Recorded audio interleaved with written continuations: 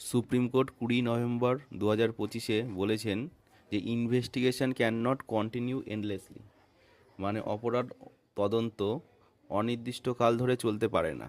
তদন্ত দীর্ঘদিন টেনে নিয়ে গেলে অভিযুক্তের ন্যায্যতার অধিকার ও প্রস্তুতির সুযোগ ক্ষতিগ্রস্ত হয়। তাই যুক্তিসঙ্গত সময়ের মধ্যে তদন্ত শেষ করতে হবে এবং আদালত তদন্তের উপর নজরদারির দায়িত্ব রাখে।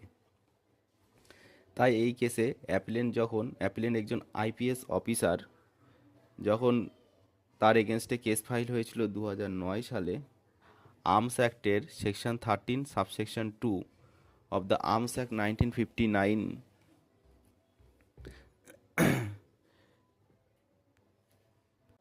এবং এই কেসটি 11 বছর ধরে চলতে থাকে এবং বৈধ কারণ দেখানো হয়নি যে কেন 11 বছর ধরে চলছে।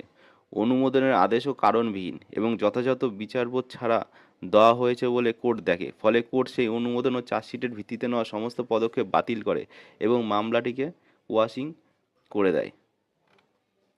তদন্ত শেষ নেই এমন পরিস্থিতি গ্রহণযোগ্য নয়, এটি আদালত বলে। এই মামলা হয়েছিল 2009 সালে। একটি চার্জশিট ফাইল হয়েছিল এবং আরও সাপ্লিমেন্টারি চার্জশিটের জন্য অনুমতি দেওয়া হয়েছিল, কিন্তু 2020 সালে চার্জশিট দাখিল করা হয় 11 বছর পর, যদিও পূর্ববর্তী চার্জশিটে আপিলকারীর বিরুদ্ধে অভিযোগ মিথ্যা বলে প্রমাণিত হয়েছিল। চার্জশিটে বা আদালতের এই ধরনের চার্জশিট আমল নেওয়ার নির্দেশে এই বর্ধিত সময়সীমার কোনো কারণ নেই। 2024-2025 সাল নাগাদ বিচার কার্যক্রম খুব একটা এগিয়ে যায়নি, যা আপিলকারী দীর্ঘস্থায়ী অনিশ্চয়তা সম্পর্কে গুরুতর উদ্বেগ তৈরি করেছে।